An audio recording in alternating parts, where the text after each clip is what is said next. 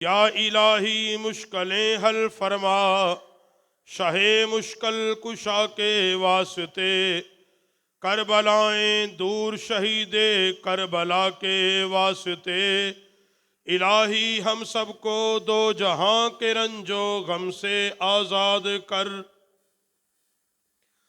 یا الہی ہم سب کو دو جہاں کے رنج و غم سے آزاد کر، صدقہ محمد مصطفیٰ علیہ الصلاۃ والسلام۔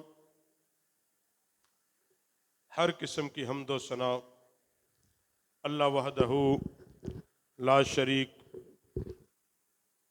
درود و سلام انگنت و بے شمار امام الانبیاء سید الانبیاء، تیرے اور میرے لجپال عظیم کریم رحیم نبی جناب محمد الرسول اللہ صلی اللہ علیہ وسلم کی بارگاہ میں ہدیہ درود و سلام۔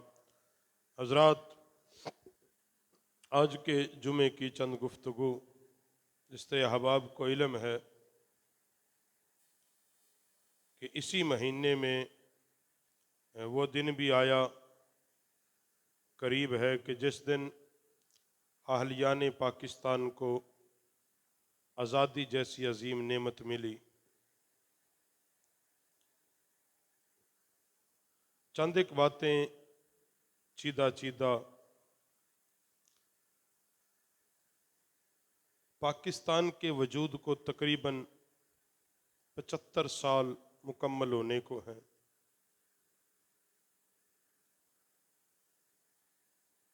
مگر دیکھنا یہ ہے کہ پاکستان کا جو وجود تھا اس کا مقصد کیا تھا۔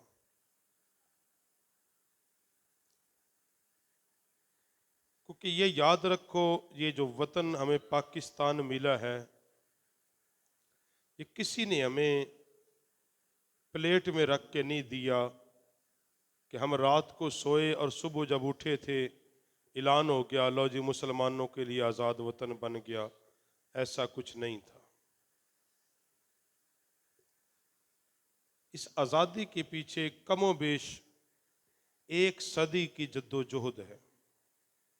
تقریباً 1 صدی کے قریب مسلمانوں کی جد و جہد ہے۔ 1857 میں باقاعدہ طور پہ برصغیر پاک و ہند پر انگریز نے قبضہ کیا۔ باقاعدہ طور پہ اس نے آخری مغل بادشاہ کو بھی گرفتار کرنے کے بعد یہاں باقاعدہ طور پر برطانوی سامراج کی حکومت قائم ہوئی۔ اس کے بعد کچھ لوگ وہ تھے جو اس کے ہم نوا بن گئے، اور وہ یہ برملا کہتے تھے، کتابوں تاریخ کی کتابوں میں یہ باتیں ہیں، وہ لوگ مسلمانوں میں بھی تھے، ہندوؤں کے اندر بھی تھے، دونوں گھروں میں تھے، کہ وہ یہ بات کہتے تھے کہ فرنگی سرکار ہمارے لیے اللہ کی نعمت بن کے آئی ہے۔ یہ جملے دونوں گھر یہ باتیں کہتے تھے، کیونکہ انگریز کو اپنے اقتدار کو لمبا کرنا تھا۔ وہ ذہنی طور پہ یہی سوچ کے آیا تھا کہ یہاں ایک لمبے عرصے تک میں حکومت کروں گا،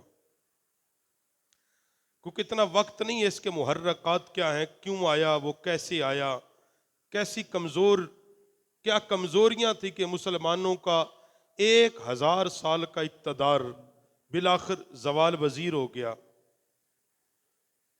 دیکھو جی، 1000 سال یہاں مسلمانوں نے حکومت کی، اور پھر بالآخر وہ کون سی کمزوریاں تھی کہ 7 سمندر پار سے ایک آدمی آتا ہے، وہ تجارت کی غرض سے آیا۔ ایک حکیم آتا ہے، کونین کی، یہ ایک محاورہ ہے، اس کے پیچھے جو تھوڑا بہت تاریخ کو جانتے ہیں وہ کبھی مطالعہ کر لینا، کہ برصغیر کی حکومت کونین کی 2 گولیوں کے پیچھے ہم نے دے دی تھی۔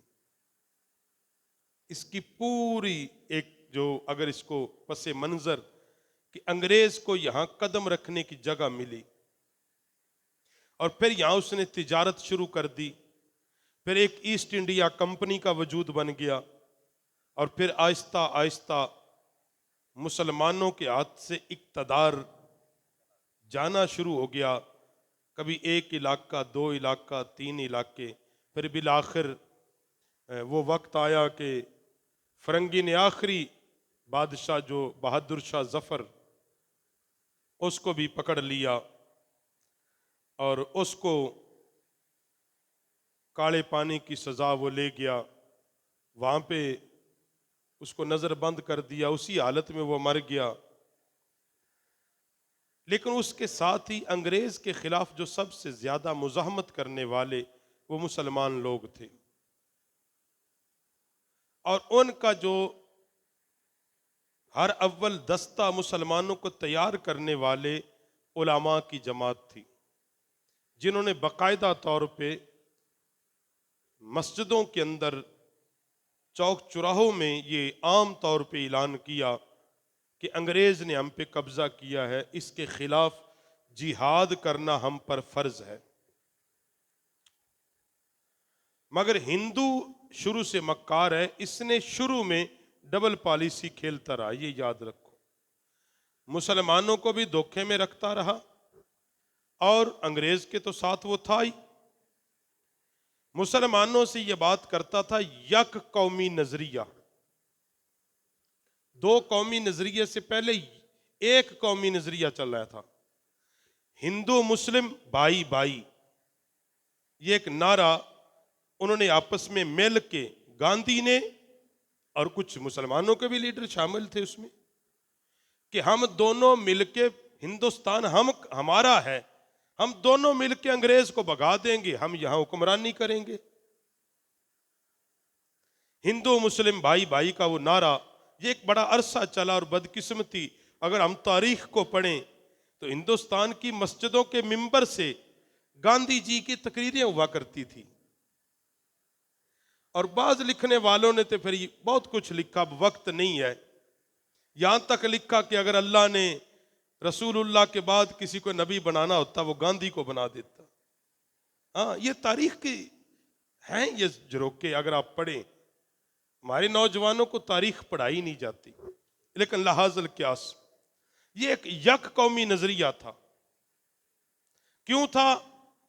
ہندو یہ سمجھتا کہ انگریز یہاں سے چلا جائے گا، میں عبد الآباد یہاں کا حکمران، اور مسلمان میرا غلام ہوگا، کیونکہ یہ اقلیت میں ہوگا، میں اکثریت میں، میں ہندوستان پر حکمرانی کروں گا۔ ہمارے بزرگوں نے اس بات کو بانپا، جس میں حضرت علامہ اقبال رحمۃ اللہ تعالی علیہ، فضل حق خیر آبادی رحمۃ اللہ تعالی علیہ، محمد علی جوہر، شوکت علی جوہر، یہ تو پڑھائے نہیں نہ جاتے اصل تاریخ میں، جو اصل خیر خواہ تھے ان کو تو نکال دیا ہے جی۔ شوکت علی جوہر اور محمد علی جوہر وہ یہ دو بھائی تھے کہ جب ترکی کے اندر خلافت عثمانیہ ٹوٹ رہی تھی، یہ دونوں بھائی برصغیر سے چندہ اکٹھا کر کے وہاں بھیج رہے تھے مجاہدین کے لیے، اس قدر یہ مسلمانوں کے خیر خواہ تھے،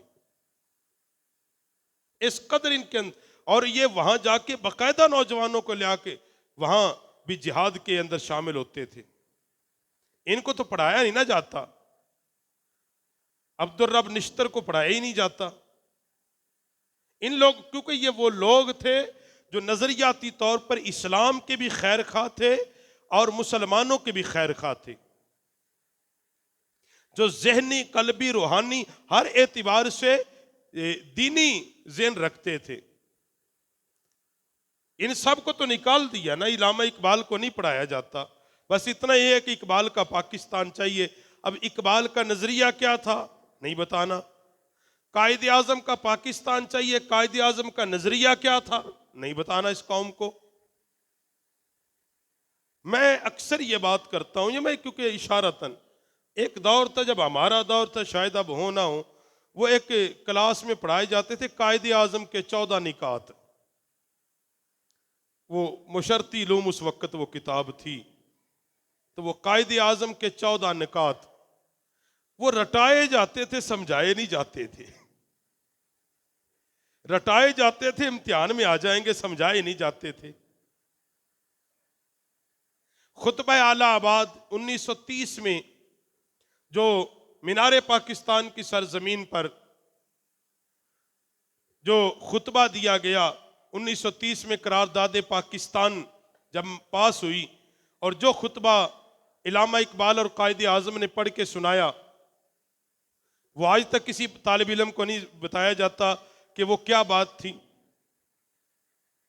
نہیں بتایا جاتا یہ بات۔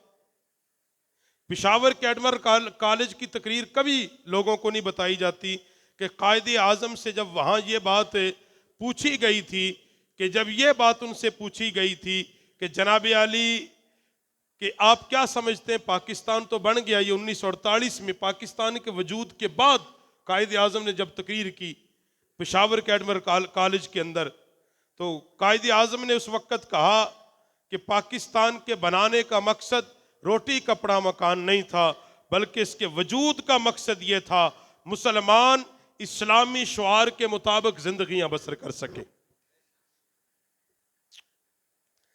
آج مسئلہ یہ بنایا ہوا ہے، تو بات کرنے کا مقصد ہے 1857 میں سے علماء نے جدوجہد شروع کر دی، اور انگریز یہ سمجھتا تھا، اور آج بھی انگریز مسجد اور مدرسے سے خوف زدہ ہے، اس وقت بھی علماء سے خوف زدہ تھا۔ اس نے علماء کے قتل عام کا حکم دیا، انہوں نے کہا ان کو مارو، دہشت پھیل جائے، کوئی نام لے لے کہ جناب علی انگریز کے خلاف جہاد کرنا فرض ہے۔ علماء نے لاتعداد قربانیاں دی، مگر اس تحریک سے پیچھے نہیں ہٹے۔ قائد اعظم تو بہت بعد میں آ کے تحریک پاکستان میں شامل ہوا، جو حقیقت ہے وہ یہی ہے، شروع سے شامل نہیں تھا۔ قائد اعظم تو بڑی بعد میں آ کے یہ شامل ہوا، یہ تو بلکہ جب ہندوستان سے آئے ڈائریکٹلی کانگریس میں شامل ہوا، کانگریس میں شامل ہوا۔ وہ تو بعد میں جب کانگریسیوں نے دھوکہ دیا قائد اعظم کو، اور یہ دھوکہ کھانے کے بعد واپس انگلستان چلا گیا، پھر علامہ اقبال علیہ رحمہ نے اس کو بلایا کہ یہ تو کبھی آپ کے ساتھ مخلص نہیں ہوں گے، واپس آ، اور مسلم لیگ کی پھر بنیاد رکھی گئی، اور اس کی پھر یہ مسلم لیگ کی بنیاد قائد اعظم کے آنے سے پہلے رکھی ہوئی تھی۔ مسلم لیگ میں قائد اعظم شامل ہوا، باقاعدہ شامل ہوا، اور پھر یہ جدوجہد شروع ہوئی، اور پھر جب یہ طے ہو گیا، کیونکہ ایک وقت تک تو یہی رہا نا کہ یک قومی نظریہ، کہ انگریز کو نکال دو، یہاں ہم سب اکٹھے رہیں گے، مگر جب مسلمانوں کو یہ احساس ہوا کہ یہ ہندو بانیاں تو اپنی حکومت کے چکر میں ہے، یہاں تو متوقع طور پر مسلمان ہمیشہ غلام رہے گا، پھر یہ دو قومی نظریہ قائد اعظم نے دیا، اور اس سے پہلے یہ دو قومی نظریہ امام محمد رضا خان فاضل بریلی نے دیا تھا، اور اس کے ساتھ دو قومی نظریہ دینے والے علامہ فضل حق خیر آبادی تھے، کہ جنہوں نے کہا ہندو مسلم بھائی بھائی نہیں ہیں، ہم بطور انسان بھائی بھائی نہیں ہیں، مسلمان ایک الگ مذہب ہے، اسلام کی اپنی ایک نشانی ہے، ہندو ایک الگ مذہب ہے، ہم قطعی طور پر ہندوؤں کے ساتھ نہیں رہ سکتے۔ پھر جا کے یہ دو قومی نظریہ آیا کہ جو قائد اعظم نے پیش کیا تھا، کہ مسلمان اور ہندو دو الگ الگ قومیں نہیں بلکہ دو مذہب ہیں، کیونکہ یک قومی نظریے میں وہ کہتے ہیں دو قومیں ہیں، مذہب نہیں ہیں، مسلمان اور ہندو دو قومیں ہیں، یہ اکٹھی رہ جائیں گی، کچھ نہیں ہوتا، اس لیے ہم انگریز کو نکالیں گے۔ مگر جب یہ بات طے ہو گئی کہ مسلمان اور ہندو دو مذہب ہیں، اسلام ایک مذہب ہے، اسلام کے ماننے والے گائے کا گوشت کھاتے ہیں، ہندو گائے کو اپنی ماتا مانتے ہیں. ہم کبھی ان کے ساتھ اکٹھے نہیں رہ سکتے. صرف ان کا مذہب ہی نہیں بلکہ تہذیب و تمدن اور رہن سہن الگ الگ ہے. یہ جملے قائد اعظم نے کہے تھے کہ مسلمانوں کا اور ہندوؤں کا تہذیب و تمدن بھی الگ ہے، ان کے رہنے سہنے کا طریقہ الگ ہے، ان کے رسم و رواج الگ ہیں. اسلام کے اپنے طریقے ہیں، ہندوؤں کے اپنے طریقے ہیں، مگر بدقسمتی یہ ہوئی کہ پاکستان بننے کے بعد آج جو حکمران مسلط ہوئے وہ کہتے یہ ایک لائن ہے جس نے ہمیں بانٹ دیا ہے، وہ بھی آلو گوشت کھاتے، ہم بھی آلو گوشت کھاتے. یہ باتیں ہمارے حکمرانوں نے کی، تو کوئی فرق نہیں جی، وہ بھی آلو گوشت کھاتے ہم بھی کھاتے ہیں. اس کو سمجھ ہی کوئی نہیں کہ ہم حلال جانوروں کا کھاتے ہیں اور وہ حرام کا کھاتے ہیں. جی مگر یہ یاد رکھو، پھر جب اس کی بنیاد رکھی گئی تو کس بنیاد پر وطن چاہیے؟ قومیت کی بنیاد پر نہیں، قومیت کی بنیاد پر نہیں چاہیے. کسی قبیلے کی بنیاد پر؟ کہا نہیں. قبیلے کی بنیاد پر؟ آبادی کی بنیاد پر؟ کہا نہیں. کس بنیاد پر وطن کا حصول چاہتے ہو؟ یہ ایک مقدمہ تھا، اس پہ دلائل دیے جائیں کہ مسلمانوں کو ایک الگ آزاد ریاست اور وطن کیوں چاہیے، کس بنیاد پر؟ کہا اس بنیاد پر کہ پاکستان کا مطلب کیا؟ کہا اس بنیاد پر چاہیے، اس بنیاد پر چاہیے کہ مسلمانوں کا ایک الگ وطن ہو جہاں مسلمان اپنی آزادی کے ساتھ اپنے رب کی عبادت کر سکیں، انہیں کوئی روکنے ٹوکنے والا نہ ہو. زمین کا ایک ایسا ٹکڑا ہو جہاں پر اللہ کا نظام نافذ ہو، جہاں قرآن بطور نظام نافذ ہو، عزت کے ساتھ مسلمان اپنی زندگیاں گزار سکے. ایک ایسا زمین کا ٹکڑا چاہیے کہ جہاں مسلمان اپنی طاقت و قوت کے ساتھ اقوام عالم میں ابھر سکیں. پاکستان کے وجود کا اصل مقصد یہ تھا. اسی لیے اور یہ اللہ کی مہربانی تھی کہ یہ ماہ رمضان میں 27 رمضان آخری جمعہ یہ اللہ کی منشا کے ساتھ تھا. اور اس میں بڑی ساری باتیں ہیں، بڑی ساری باتیں ہیں. خان آف کلات جب پاکستان کو وجود ملا، یہ کلات کا جو شہنشاہ، کیونکہ یہ الگ آزاد ریاست سی کلات، یہ 1948 میں اس نے ہلاک کیا. 47 میں اس نے کہا میں آزاد ہی رہوں گا. مگر اس سے کسی نے پوچھا کہ جناب علی تو نے یہ فیصلہ کیوں کیا کہ تم پاکستان کے ساتھ الحاق کرے گا؟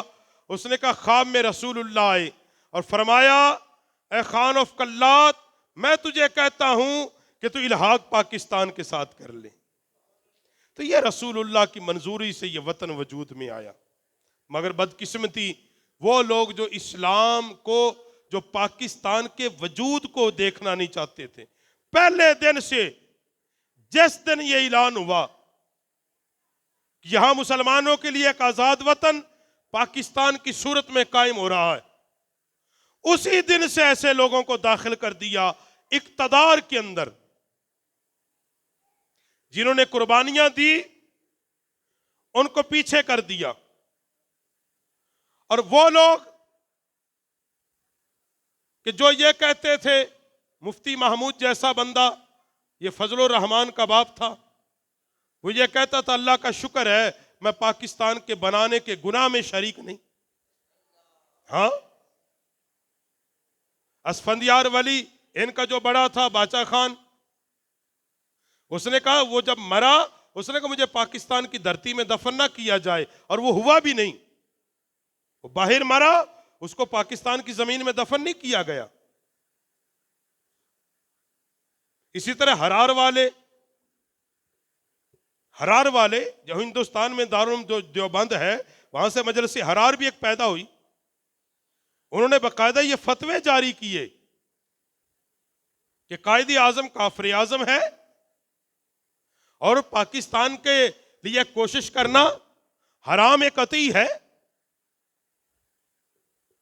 انہوں نے باقاعدہ اس کے خلاف فتوے دیے اور کہا بالکل نہیں چاہتے ہندوستان تقسیم ہو. یہ میں نے مسلمانوں کے گروہوں کا نام لیا ہے. یہ آج اور پھر جب پاکستان وجود مل گیا، اقتدار میں کون آ گئے؟ وہی لوگ. کون لایا؟ وہی لوگ لائے جو چاہتے نہیں تھے کہ پاکستان کو وجود ملے. وہ سمجھتے تھے جس مقصد کے لیے یہ ملک بن رہا ہے، اگر وہ چیز نافذ ہو گئی پھر یہ اقوام عالم اسلام کا لیڈر بن کے ابھرے گا. پھر دنیا کے اندر یہ تمام مظلوم مسلمانوں کی جنگ لڑے گا. اگر یہاں قرآن پاک کا نظام نافذ ہو گیا، دین اسلام نافذ ہو گیا، پھر پوری دنیا عالم اسلام اس کو اپنا امام مانیں گی. مگر پھر بھی اللہ کا احسان کہ اتنی ساری مخالفت کے باوجود اللہ نے پاکستان کو ایٹمی قوت دے دی،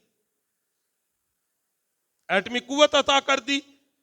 یہ اس مالک کی مہربانی تھی. مگر جب اس ملک کو وجود مل چکا، اس کے حکمرانوں نے کیا کیا؟ صرف یہ ہے کہ 75 سالوں میں جو کہتے اقبال کا پاکستان، قائد اعظم کا پاکستان. بھائی قائد اعظم کا پاکستان تو یہ تھا کہ جب بمبئی میں اس سے صحافی نے پوچھا کہ ایک وطن تو بن رہا ہے، اس کا قانون کون بنائے گا؟ تو قائد اعظم نے کہا جو وطن بن رہا ہے اس وطن والوں کے لیے قانون 14 صدیاں پہلے ان کا نبی دے کے چلا گیا ہے. کہا مجھے نئے قانون کی کوئی ضرورت نہیں ہے. مگر آج تک ہوا نہیں ہوا. اقبال سے جب پوچھا گیا کہ جو وطن کے لیے تو کوشش کر رہا ہے، جس کے لیے تقدو کر رہا، تجھے اپنی صحت کی بھی فکر نہیں، بیمار ہے، مسلسل تو جاتا ہے جلسوں میں، مسلسل تقریریں کرتا ہے.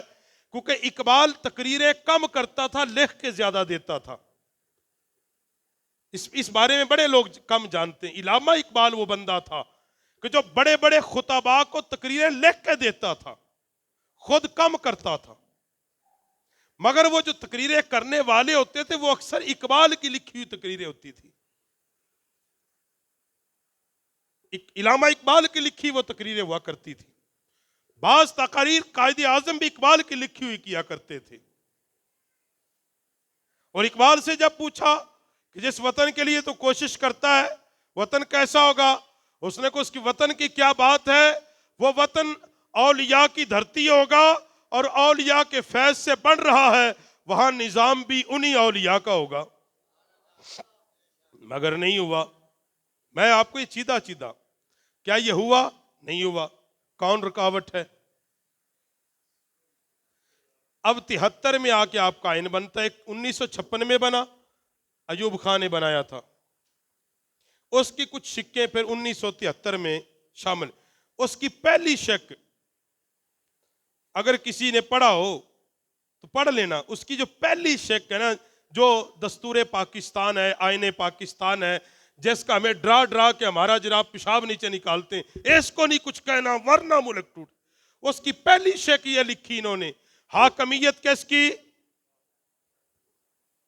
14 نکات کے اندر بھی یہی بات ہے. اگر کسی نے یہ پڑھے ہو تو میں نے پہلے کہا رٹایا جاتا ہے، پڑھایا نہیں جاتا.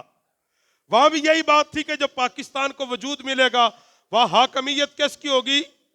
اللہ کی ہوگی. اور جو وہ وطن بنے گا اس کے اندر کوئی قانون ایسا نہیں بنے گا جو قرآن و سنت کے منافی ہوگا. اور یہ 73 کے عین میں بھی ہے. پہلی شک یہ ہے کہ کوئی قانون پاکستان کی پارلیمان ایسا نہیں بنائے گی کہ جو اللہ کے قرآن اور نبی کی سنت کے خلاف ہوگا. کہ ایسا ہوا؟ ایمانداری سے بتاؤ۔ اس کا مطلب ہم نے اپنے بنائے ہوئے آئین سے ہی غداری کی۔ اس کی دوسری شک کہ جو اسلام کی ترویج کے لیے لوگ کوشش کریں گی، ریاست ان کی حوصلہ افزائی کرے گی۔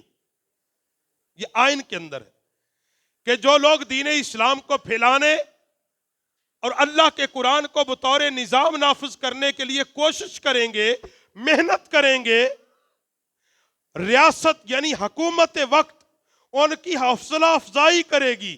کوئی رکاوٹ ہے؟ یہ کس کا حصہ ہے؟ کیا ڈالی گئی کہ کوئی نہیں؟ کیا ان لوگوں کو جنہوں نے نظام مصطفیٰ کی بات کی ان کو پھانسی چڑھایا کہ نہیں چڑھایا؟ ان لوگوں نے جنہوں نے یہ بات کی بلا تفریق و فرقہ، جنہوں نے یہ بات کی کہ اس وطن میں اللہ کے قرآن کا نظام ہو، ان کو دہشت گرد بنا کے ٹھوکا کہ نہیں ٹھوکا؟ پھر اپنے ہی آئین سے غداری کی کہ کوئی نہ؟ جی یہ 73 میں کے آئین میں ہیں یہ ساری چیزیں۔ وہ کون سی قوتیں ہیں جو انہیں اپنے ہی بنائے ہوئے آئین پر عمل کرنے سے روکتی ہیں؟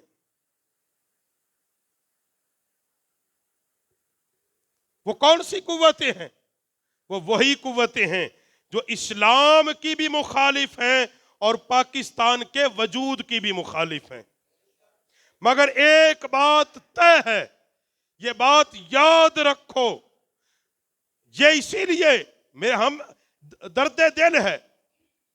میں نے یہ شاید ایک پچھلے سال بھی بات کی تھی کہ ٹی وی کا ایک میڈیا چینل پر ایک صاحب وہ باقاعدہ پروگرام صبح کرتے تھے اور آخر میں ایک نعرہ لگاتے تھے کہ پاکستان کا مطلب کیا؟ اس کا پروگرام بند کر دیا گیا۔ وجہ کیا نکلی؟ جب میں نے اپنے حساب سے لوگوں سے پوچھا اور اس حضرت سے تک بھی رسائی حاصل کی، اس نے کہ جی بنیاد یہ کہا گیا کہ آپ اس نعرہ یہ نہ لگایا کریں، یہ جو آخر میں کہتے ہو کہ پاکستان کا مطلب کیا، کا 1 سال لگانے کا اثر یہ ہے کہ بچے لگانا شروع ہو گئے ہیں تو اسی سے تو ہٹا رہے ہیں، لہٰذا مہربانی کریں۔ کہ میں نے ان سے انکار کیا کہ میں اس سے انکار نہیں کر سکتا کیونکہ پاکستان کے وجود کا باعث یہ کلمہ ہے، تو انہوں نے کہا لہٰذا نہیں کر سکتے تو مہربانی آپ اس چینل پہ پروگرام نہ کریں۔ تو میں بتانے کا مقصد اس قدر اس پاکستان سے اسلام کو رخصت کرایا جا رہا ہے، اس قدر سوچی سمجھی سازش کے تحت فرقوں کو نوازا جاتا ہے، مسلک بنائے جاتے ہیں، پھر لڑائے جاتے ہیں، پھر آپس میں لڑائے جاتے ہیں۔ مگر یاد رکھو، یہ بات یاد رکھو، اگر آج بھی یہ چاہتے ہیں، یہ بات لکھ لیں، مسلمان پاکستان کے حکمران اگر چاہتے ہیں کہ پاکستان ترقی کرے اور جس مقصد کے لیے یہ حاصل کیا اس مقصد کی طرف جائے، اس کا ایک ہی حل ہے کہ پاکستان کا وجود جس مقصد کے لیے حاصل کیا گیا اس کی طرف پلٹیں۔ وہ کیا تھا کہ یہاں اللہ کی زمین پر اللہ کا قرآن کا نظام نافذ ہوگا۔ اس کے علاوہ لاکھ کوشش کریں کبھی نہیں آپ کو کامیابی ملے گی، سوال ہی نہیں پیدا ہوتا، سوال ہی نہیں۔ ہر قوم جب تک اپنی اصل کی طرف نہیں جائے گی وہ ترقی نہیں کرے گی۔ میرے پاس وقت نہیں، میں بتا سکتا ہوں کہ قوموں نے کیسے ترقی، اصل کی طرف پلٹو۔ ہماری اصل کیا ہے؟ لا الہ، اصل ہماری یہ ہے۔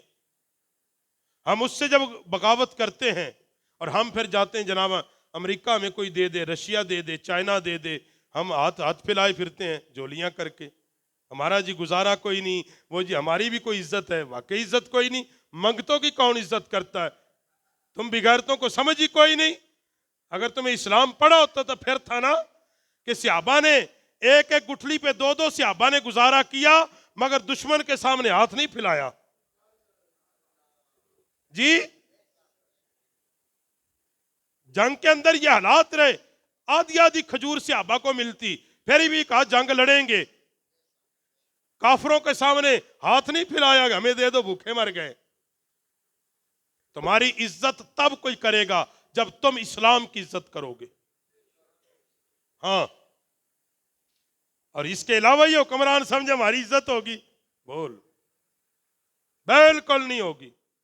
اور یہ قوم بھی سمجھے، ہم باسیت قوم بھی سمجھے بابا. آج تک 75 سالوں میں ہم قومیت اور تعصب سے نہیں نکلے. حضرت پاکستان ایسے نہیں مل گا. لاکھوں عورتیں بیوہ ہوئی اور لاکھوں بچے یتیم ہوئے. ہاں، ایسے نہیں ملا یہ پاکستان آپ کو کہ ہتھیلی میں رکھ کے آپ کو جناب پلیٹ میں رکھ کے آپ کو مل گیا. حضرت ایسے نہیں ملا. ہندوستان کے اندر ایسے ایسے لوگ جو وہاں بڑے مربوں کے مالک تھا، یہاں آج بھی مزدوریاں کرتی ان کی اولادیں، ان کو کچھ نہیں ملا اس لیے کہ انہوں نے ہجرت کی. اور ہندوستان سے جو مسلمان ہجرت کر کے آئے، کیا وہ روٹی کھانے کے لیے آئے؟ جی، ان کو تو وہاں روٹی اچھی ملتی تھی، زمینیں تھی. ہمارے بزرگ، کیونکہ ہمارے بزرگ وہاں سے آئے، وہ کہتے تھے، آج بھی بتاتے ہوئے روتے کہ وہاں اتنی زمینیں تھی، ہمیں یہاں کا آج تک نہیں پوری ملی. آئے کیوں تھے؟ کہا ہم سنتے تھے ایک بات کہ ایک ایسا عظیم وطن ہے جہاں جائیں گے صرف اللہ رسول کی بات ہوگی. ہم نے وہ سب کچھ چھوڑ دیا، اپنے مکان اور اپنا کاروبار اور اپنی زمینیں سب کچھ چھوڑی، بس اللہ رسول کا نام تھا. مگر یہاں کیا ہو رہا؟ اس ملک میں کیا ہے آج کیا ہو رہا؟ آپ کے سامنے حضرات بات کرنے کا مقصد یہ ہے کہ آزادی کی قدر کرو، آزادی کی قدر کرو. ان ہاتھوں سے اس ملک کو ہمیں چھیننا ہوگا کہ جو بنانے کے خلاف تھے مگر حکمرانی کے چسکے لے رہے ہیں. حکمرانی کے، جس کے باپ کا نام لیا 2 سال پہلے اس نے کہا تھا ہم 14 اگست نہیں منائیں گے. میڈیا کا حصہ ہے، مگر ہماری یہ قوم بھول جاتی، اس کا دماغ کچا ہے، دماغ اس کا کچا ہے. اس نے بھی کہا تھا 2 سال ہم 14 اگست نہیں منائیں گے، کیونکہ اس کا قصور کوئی نہیں، باپ نے کہا تھا ہم بننا نہیں چاہتے. اس لیے حضرات یہ وطن ہمارا ہے، یہ وطن ہمارا ہے، قربانیاں دے کر لیا ہے، اور اس کی بقا کے لیے ہم سب کچھ لٹائیں گے. کیونکہ وطن جو ہے، یہ وطن کی محبت جو ہے، یہ مقولہ ہے کہ اس کی جو محبت ہے وہ ایمان کا حصہ ہے. اس لیے احباب